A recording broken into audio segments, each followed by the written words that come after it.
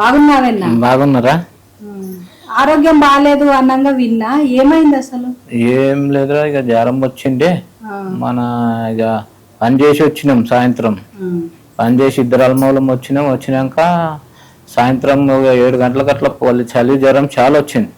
చాలా వచ్చేటళ్ళకి ఏం చేసారు పిల్లలు, ఇక వేరే ఆయన పిలిపించి దవాఖాన తీసుకుపోయినాక జైరాబాద్ బాలాజీలా వేసిండ్రు. వేస్తే ఆయన ఏం చేసిండ్రు, ఆడ మళ్ళా రాత్రి 1 గంట దాకా చూసిండ్రు. చూసినాక ఇక చెల్లె మళ్ళా చక్కగా ఏం చేసిండ్రు, ఇక్కడ బాలాజీలో సిటీ స్కానింగ్ అవి లేవు. సరే సంగారెడ్డి మా బాలాజీ బండి అని ఆడికి దోలిచ్చిండ్రు. ఆడికి దోలిచ్చి ఆడేం చేసిండ్రు, రాత్రి ఉంచుకున్నారు. మన తెల్లారి 7 గంటల దాకా ఉంచుకొని ఇది మళ్ళీ సీరియస్ అయింది, ఎక్కడన్నా తీసుకుపోండి అని అన్నారు.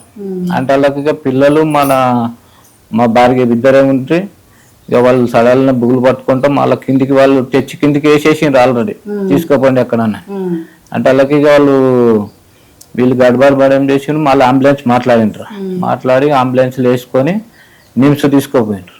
నిమ్స్ తీసుకొని పోతే నిమ్స్లో ఎమర్జెన్సీలో పోయినాము. పోయేటళ్ళకి ఇక వాళ్ళు అప్పుడే కంట్రోల్ చేసిండ్రు. చేసి ఆడ రాత్రి ఉంటున్నాం. తెల్లారి మళ్ళా ఇక వాళ్ళు మంచిగా చూసిండ్రు. మళ్ళీ అన్నీ వేరే దానిలో జాయిన్ చేసి రాత్రి ఇక మళ్ళా పిల్లలు వచ్చేసింది. ఇక్కడ కొడుకు వచ్చింది, ఆ మ్యాన్ ఉన్నది. ఇదంతా ఇక వాళ్ళు పూరా 17 రోజులు ఆనే ఉన్నాం, దవాఖానలో ఉన్నాం. అంటే ఈ తిప్పలంతా ఎందుకు వచ్చింది అనుకుంటున్నావు? ఈ వ్యవసాయం చేసుడికే. అంటే సొంత భూమిలో చేస్తున్నారా, కౌలుకు చేస్తున్నారు? ఎన్ని ఎకరాలు కౌలుకు తీసుకున్నారు? 12 ఎకరాలు. 12 ఎకరాలు తీసుకున్నారు. ఎన్నేళ్ళు అయ్యి మీరు తీసుకొని? 6 సంవత్సరాలు. 6 సంవత్సరాలు. అంటే 6 సంవత్సరాల నుండి కూడా ఎప్పుడు లాభం అనేది లేదా? లేదు. 3 సంవత్సరాలు మంచిగా లాభం వచ్చింది. తర్వాత ఇక ఆడికెళ్ళి లాసే. వానలు ఎక్క వరడు, ఇక వానలు వరడుకు చెరుకు కెరువేతమంటే కూడా వానలే. ఇక వానలకి ఇక మేము వేయలేము ఇక ఎరువు. ఇక అది అయినంతనే అయింది. ఇక ఎన్నేళ్ళు కట్టుకున్నావు దాన్ని? వాళ్ళు ఇప్పుడు మనం చేయబట్టి 6 ఏళ్ళు అయ్యారు. 6 ఏళ్ళలో ఒక 2 సంవత్సరాలు 3 సంవత్సరాలు మంచిగా వచ్చింది. వాటికెళ్ళి ఇక 3 ఏళ్ళ నష్టమే. అంటే 3 సంవత్సరాలు అంటే నీకు వానల కోసం వానలు ఇక పంటలు ఇక వానల కోసమే కాలేవు అవి. అంతకుముందు కాలం బాగుండి మంచిగా అయింది. ఇక వాటికెళ్ళి వర్షాలు పడ్డాయితే పూరా అంతా ఇక నష్టమే అయిపోయింది. ఇప్పుడు చెరుకుకు వాన పడ్డ కూడా ఏం కాదు కానీ అది మన పంట అలా ఇది లేక అంత పూర్తి వచ్చింది. బలం లేక అంత పూర్తి వచ్చింది.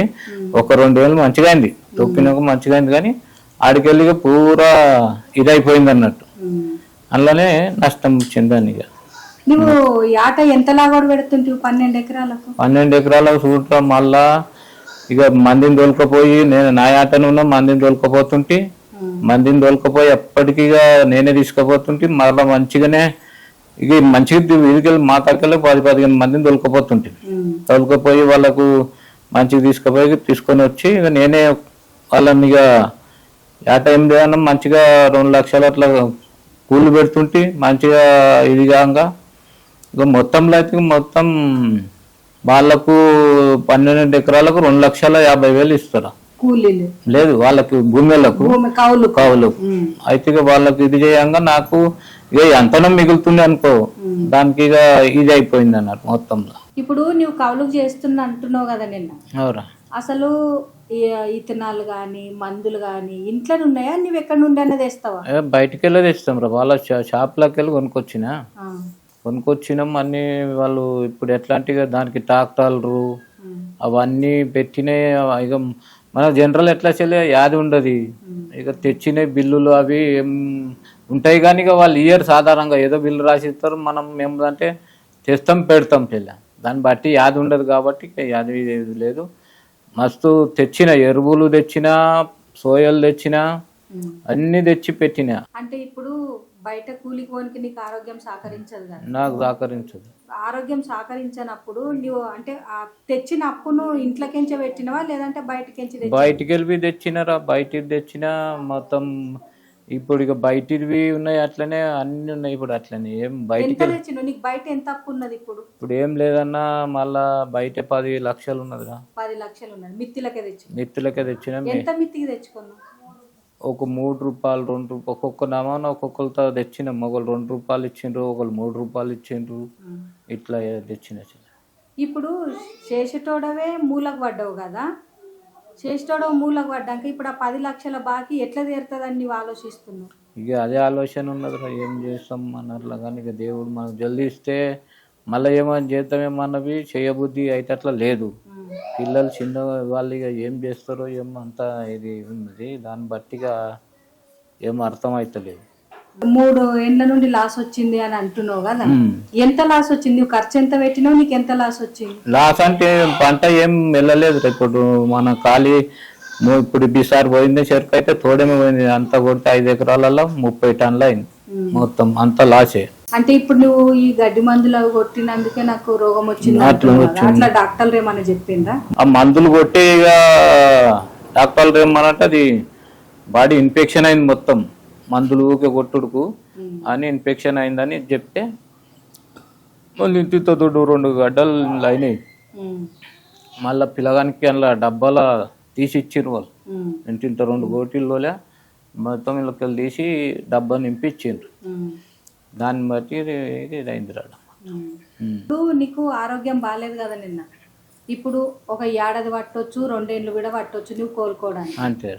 కోలుకున్నాక కూడా మళ్ళీ ఇట్లాంటి మందులు ఇవన్నీ అవి సావాసం చెయ్యరు. ఇక ఇప్పుడు అర్థమైపోయింది మందులు అంటే ఏమదనేది ఇప్పుడు అర్థమైపోయింది. అప్పుడు అంతకుముందు అర్థం కాకమంటే ఇష్టంకి వచ్చినట్లు కొట్టినా, వాని భూమిలో కొట్టినా, నా భూమిలో కొట్టుకున్నా అంతా ఇప్పుడు కొట్టట. ఇక ఇప్పుడు అర్థమైపోయింది మందులు అంటే ఏమదనేది ఇప్పుడు అర్థమైపోయింది. కొట్టవి విన్నారు కదా కౌలు రైతు తిప్పల.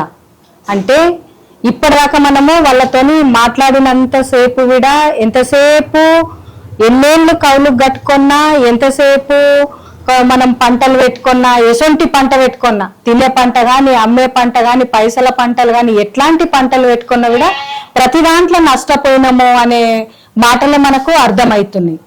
అంటే ఇప్పుడు కౌలు రైతులు అనేటోళ్ళు వాళ్ళకు ఒక ముద్ర అనేది ఉండిపోయింది, గవర్నమెంట్ మాకేం చేయలేదు, మేము ఇట్లనే బతకాలి అనేది. అట్లాని ఏదో ఒక జర్ర మనము మంచిగా అవుతాము అనుకొని కౌలుకు తీసుకొని చేసినప్పుడు ఇంట్లో ఆరోగ్య పరిస్థితులు బాగలేవు, తర్వాత తిండికి తిప్పలు ఉన్నది వాళ్ళకు, పిల్లల చదువులు కానీ, వాతావరణంలో మార్పులలో కానీ, ఇట్లా రకరకాల తిప్పలతోని బాధపడుతున్నారు అనమాట. ఇట్లాంటి పరిస్థితులలో గవర్నమెంట్ అనేది కొంచెము కౌలు రైతులకు కూడా ఒక భరోసా అనేది ఉండాలి. కానీ వాళ్ళ మనసు లోపల గవర్నమెంట్ మాకేం చెయ్యది, మాకు ఎట్లాంటి భరోసా ఉండదు అని వాళ్ళ నుండి అనిపిస్తున్నది మనకంటే. ఏమీ అడిగినా వాళ్ళు చెప్పలేని పరిస్థితులు ఉన్నారు కాబట్టి మనకు అది అర్థమవుతుంది అనమాట. అంటే ఒక భూస్వామి ఉన్నారంటే పెద్ద పెద్ద భూస్వాములు ఎవరికో ఇట్లా కౌలుకి ఇచ్చేసి వాళ్ళు పట్టణాలలోనో జైరాబాద్ అట్లాంటి టౌన్లలోనో ఉన్నప్పుడు వాళ్ళకి ఇక్కడికి కౌలు వస్తున్నది, వాళ్ళ భూమి సాగులు ఉంటున్నది, తర్వాత వాళ్ళకు రైతు బంధు పడుతున్నది. పొరపాటున పంట పోయిన విడ పంట పరిహారం విడ ఎవరైతే పట్టేదారు ఉన్నారో వాళ్ళకే వస్తున్నది. అంటే ఎవరైతే భూస్వాములు ఉంటారో వాళ్ళకు ప్రతి దాని మీద లాభము అనేది ఉంటున్నది. కానీ చేసుకొని బతుకుదాము, నా పిల్లల్ని నడుపుకుందాము, నేను బతుకుదాము అన్న పేదోళ్ళకు మాత్రము ఈ కౌలు దాంట్లో ఎట్లాంటి లాభం లేదు అనేది ఇప్పుడు మొగులప్పను కానీ నరసమ్మను కానీ మనకు మాట్లాడినప్పుడు తెలిసిన మాటలు అన్నమాట.